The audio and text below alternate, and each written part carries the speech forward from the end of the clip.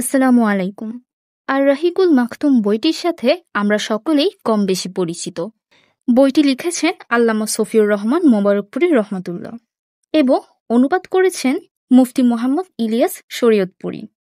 বইটি অনেক বড় হওয়ায় আমরা অনেকেই কিনতে পারি না, আবার অনেকেই ব্যস্ততার কারণে সময় নিয়ে পড়তে পারি না, এবং এই একই কারণে পুরো বইটির অডিও সংস্করণ নিয়ে আসাও আপনাদের জন্য সম্ভব নয়।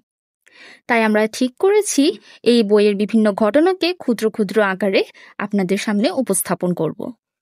তারই ধারাবাহিকতায় আজ থাকছে আব্দুল মুত্তালিবের স্বপ্ন ও মানত। এই ঘটনার সারমর্ম হচ্ছে, আব্দুল মুত্তালিব স্বপ্নযোগে অবগত হন যে তাকে জমজম কূপ খননের আদেশ দেয়া হচ্ছে এবং স্বপ্নযোগে তাকে জায়গাও নির্দিষ্ট করে দেয়া হচ্ছে। অতঃপর ঘুম থেকে জেগে উঠে তিনি খনন কাজ শুরু করে দেন। খনন কাজ চলাকালে কূপ থেকে ওই সমস্ত জিনিস উত্তোলন করা হয়। বনি জুরহুম গোত্র মক্কা ছেড়ে যাওয়ার প্রাক্কালে কূপের মধ্যে যা নিক্ষেপ করেছিলেন। নিক্ষিপ্ত দ্রব্যের মধ্যে ছিল কিছু সংখ্যক তলোয়ার ও লৌহবর্ম এবং 2টি সোনার হরিণ। আব্দুল মুত্তালিব তলোয়ারগুলো দ্বারা কাবাগৃহের দরজা ঢালাই করেন। সোনার হরিণ 2টি দরজার সঙ্গে সন্নিবেশিত করে রাখেন এবং হজযাত্রীগণকে পানি পান করানোর ব্যবস্থা করেন। জমজম কূপ খননকালে আরও যে ঘটনাটির উদ্ভব হয়েছিল তা হচ্ছে, যখন কূপটি প্রকাশিত হয় তখন কুরাইশরা আব্দুল মুত্তালিবের সঙ্গে বিবাদ শুরু করেন এবং দাবি করেন যে খনন কাজে তাদেরকেও অংশগ্রহণ করতে দিতে হবে। আব্দুল মুত্তালিব বললেন, যেহেতু এই কূপ খননের কাজ তিনি স্বপ্নযোগে আদিষ্ট হয়েছেন, সেহেতু এই খনন কাজে তাদের অংশগ্রহণ করতে দেয়া তার পক্ষে সম্ভব নয়। কিন্তু অন্যান্য কুরাইশরাও ছাড়বার পাত্র নন।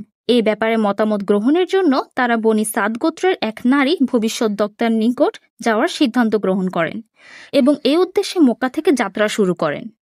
কিন্তু পথের মধ্যে তারা এমন কতিপয় নিদর্শন প্রত্যক্ষ করেন যাতে তাদের নিকট এটা সুস্পষ্ট হয়ে যায় যে সর্বশক্তিমান আল্লাহ তাআলা জমজম কূপের খনন কাজ আব্দুল মুত্তালিবের জন্য নির্দিষ্ট করে রেখেছেন। তাই তারা আর অগ্রসর না হয়ে মক্কায় প্রত্যাবর্তন করেন।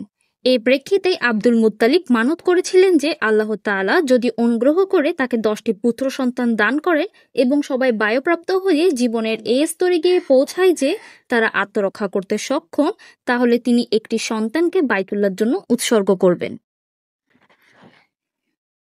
যারা আর রাহিকুল মাকতুম বইটি এভাবে ছোট ছোট ঘটনা আকারে শুনতে আগ্রহী, তারা চ্যানেলটি সাবস্ক্রাইব করে বেল আইকন প্রেস করে রাখবেন, যাতে সবার আগে ভিডিও আপলোড করার সাথে সাথে প্রথম নোটিফিকেশনটি আপনার কাছেই যায়।